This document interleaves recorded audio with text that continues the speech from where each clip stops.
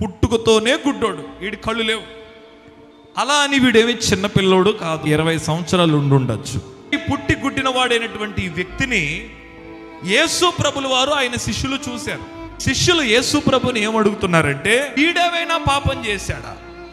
వీడికి ఎందుకు కళ్ళు లేవు? ఈ శాపం ఎందుకు వచ్చింది వీడికి? ఈ శాపం రావడానికి గల కారణం ఏంటి? ఇప్పుడు నా ప్రశ్న ఏంటంటే, ఆడు పుట్టుకతోనే కళ్ళు లేకుండా పుడితే ఆడికి ఏం పాపం చేయడానికి అవకాశం ఉంది? ఈ రోజుల్లో చాలా మందికి వస్తున్న ప్రశ్న ఇదే కదా. ఏమంటాడు, ఎందుకంటే అలా పుట్టాడు? వాడు ఎందుకంటే కళ్ళు లేకుండా పుట్టాడు? వాడు ఎందుకంటే నోరు లేకుండా పుట్టాడు? ఇప్పటికి ఇక్కడ ఉన్న చాలా మంది క్రైస్తవులకు ఉన్నటువంటి తప్పుడు అభిప్రాయం ఏంటో తెలుసా? వీడికి జ్వరం వస్తే ఏదో పాపం చేశాడు, అందుకే వీడికి జ్వరం వచ్చింది. నేను చాలా స్పష్టంగా చెప్తున్నాను, కొన్ని రోగాలు మనం చేసే తప్పిదాల వల్ల వస్తాయి. రోగాలు సాతాను మనపై చేసే దాడుల వల్ల వస్తాయి. కొన్ని రోగాలు దేవుని మహిమ కొరకే వస్తాయి.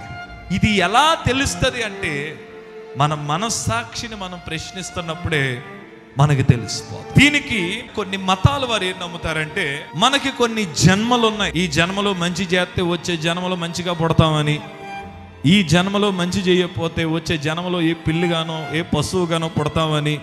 ఇలాంటి మాటలు మీరు ఎప్పుడైనా విన్నారా? నేను మిమ్మల్ని మాట అడుగుతున్నాను, చెప్పండి, మనకి బైబిల్ ప్రకారం జన్మలు ఉన్నాయా? మనకి జన్మ ఉంది. ఏమిట్రా మనకున్న జన్మ అంటే, యేసు ప్రభులు వారు చెప్పారు, ఒకడు నీటి మూలంగాను ఆత్మ మూలంగాను తిరిగి జన్మిస్తే తప్ప వాడు పరలోక రాజ్యానికి చేరడు. ఇప్పుడు నీటి మూలంగా ఆత్మ మూలంగా తిరిగి జన్మించిన వాడే పరలోకం వెళ్తాడని చెప్పాడు. కానీ మనకి గతంలో జన్మలు ఉన్నాయి, భవిష్యత్తులో మీరు మళ్ళీ పుడతారు అనడానికి బైబిల్లో ఏ విధమైన రుజువు లేదు.